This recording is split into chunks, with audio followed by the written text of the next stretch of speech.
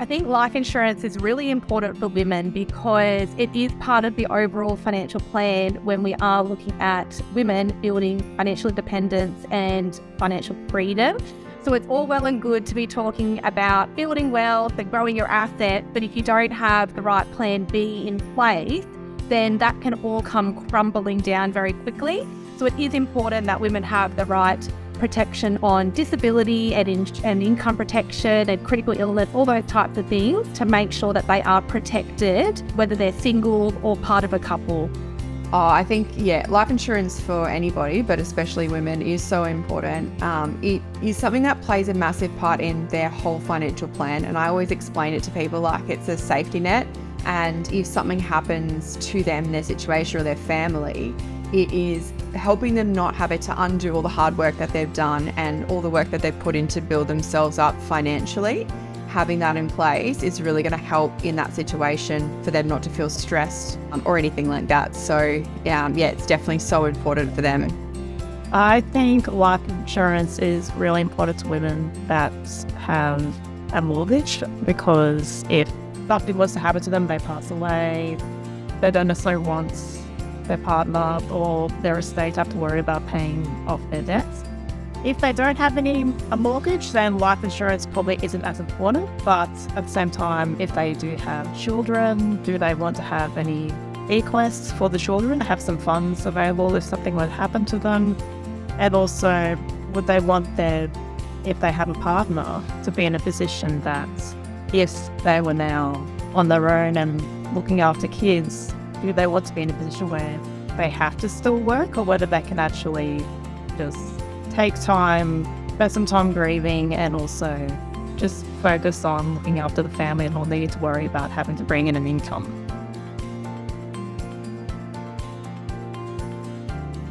I think coming from the mum angle and the mum perspective, there can be some challenges when women are trying to sort out their insurance and they've had career breaks, they've taken a step back from the workforce, or they might have only worked part of the year. That can certainly create some challenges in terms of obtaining cover, firstly, but then also affordability. So wanting to make sure that we've got the cash flow, or we've got a plan in place on how we're going to fund that insurance.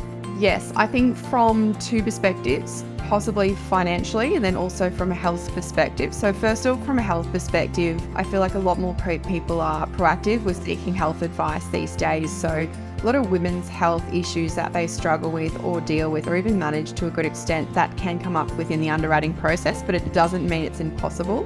So I think when people look at insurance, go, I have this particular thing that I'm dealing with, they think, that I'm not going to get insurance at all. Not the case. We can do a lot of work behind the scenes to go, okay, well, what is the most beneficial, most appropriate setup for you, and how do we manage around that? And then also with regards to the financial aspect, probably that's one of the things that women who perhaps think from a financial perspective it's not financially viable, that becomes a bit of a challenge or a roadblock in their own mind that stops them from actually seeking advice. I do think they do, because especially with income protection and TPD insurance, that requires you to actually be working a certain amount of hours in order to get that insurance taken out. And a lot of the time it's women that have to take time off to have babies, and often are working part-time even after they've had their children. So they often can't get the same level of TPD and income protection that men can. And this can present challenges where when they are working full-time, they may have health issues that means that they can't actually get full income protection cover that doesn't have exclusions or loadings. So same with TPD insurance as well. So that is something that's definitely unique to women, the challenges with getting TPD and income protection insurance.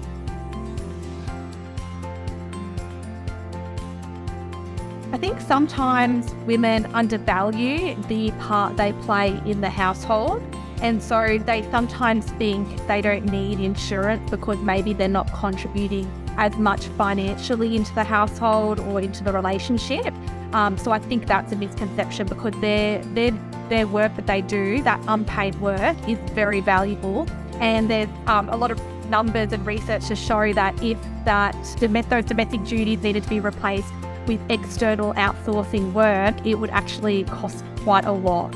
And I think as well, sometimes if we're talking about somebody who's in a couple, the main earner might think that they're going to continue at the same capacity that they are with their partner who is staying at home or working part-time and grunting a lot of that unpaid labour. So it's really trying to set the expectations of what happens in reality, because we've seen what happens when people claim on insurances and how that can drastically change their life.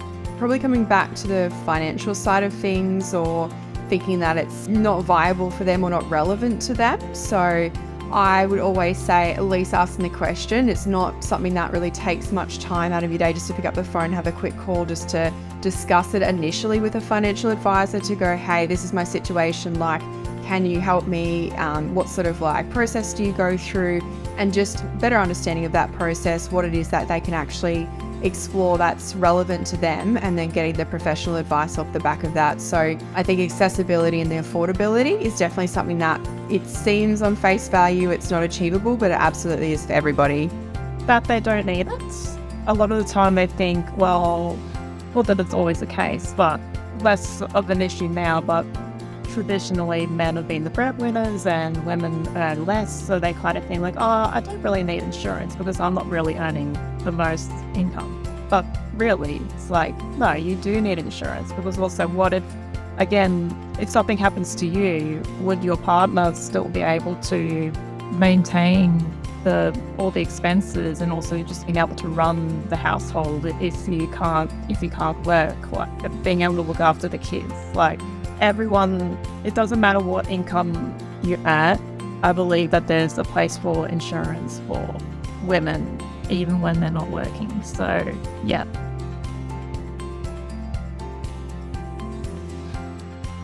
Yes, as I mentioned before, life insurance is the plan B. So all well and good to be talking about growing your wealth and growing assets and looking at wealth accumulation. If you don't have that plan B, it can come crumbling down very quickly.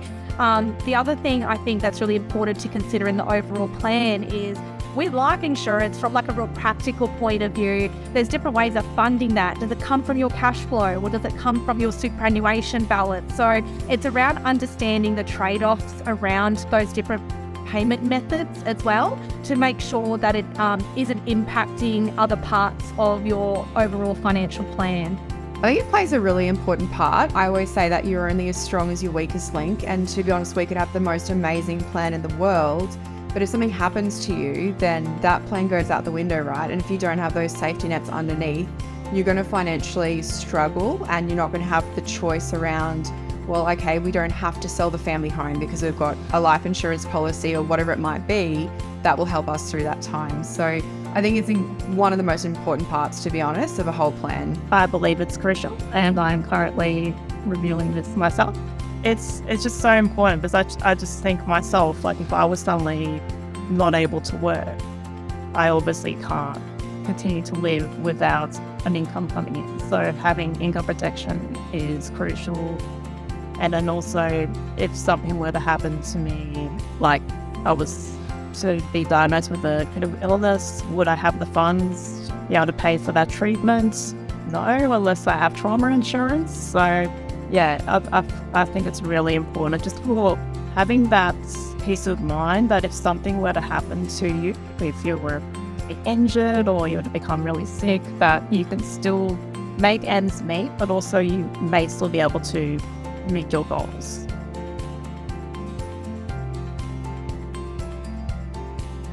Yeah, I'm actually happy to share a personal experience of mine. So as I've already mentioned throughout this conversation, I'm a mum. And so after I had my first child, I was looking at reviewing my insurance and increasing that cover now that I had a dependent.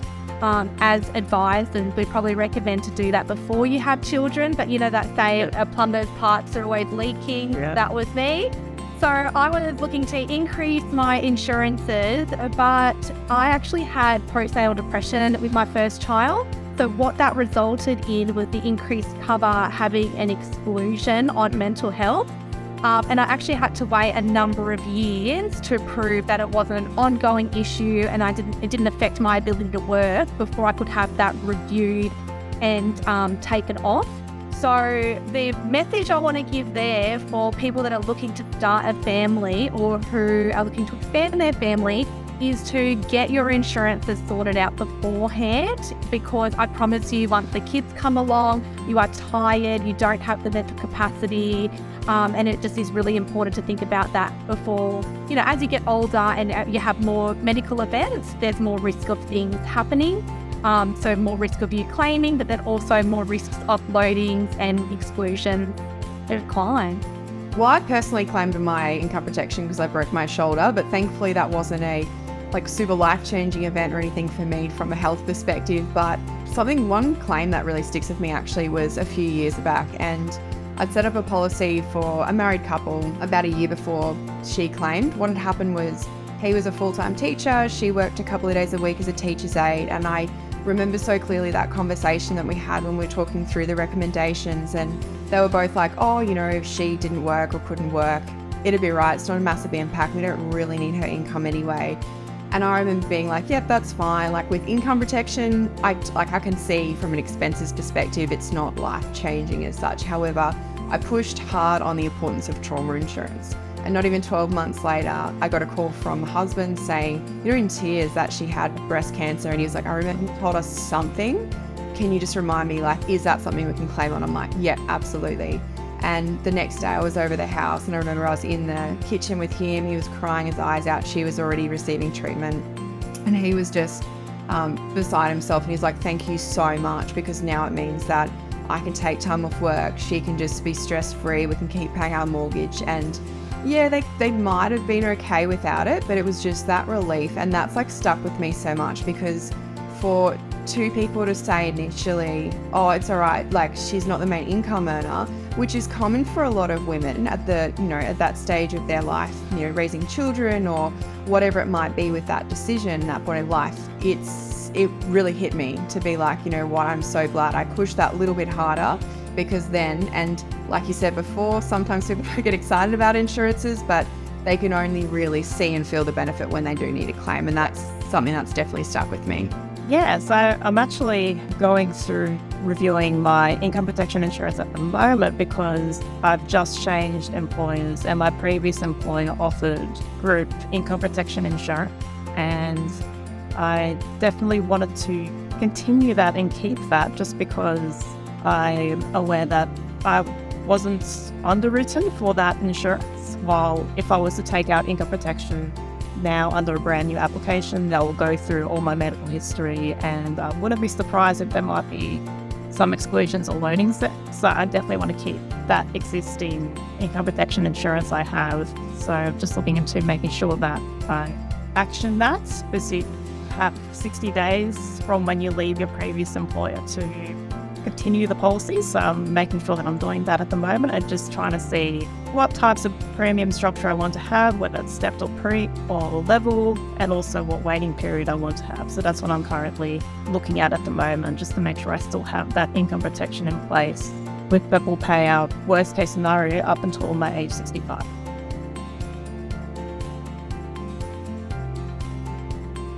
Yeah, I'm very passionate about women having financial independence. So life insurance is important at all stages of life. The needs might change in terms of how much cover you need or what type of cover, but it is important at all stages. If you're a single person, it's more important than ever to protect yourself in the event you couldn't work for a short period of time or a longer period of time. So you've got that financial independence, you've got that money as a plan B.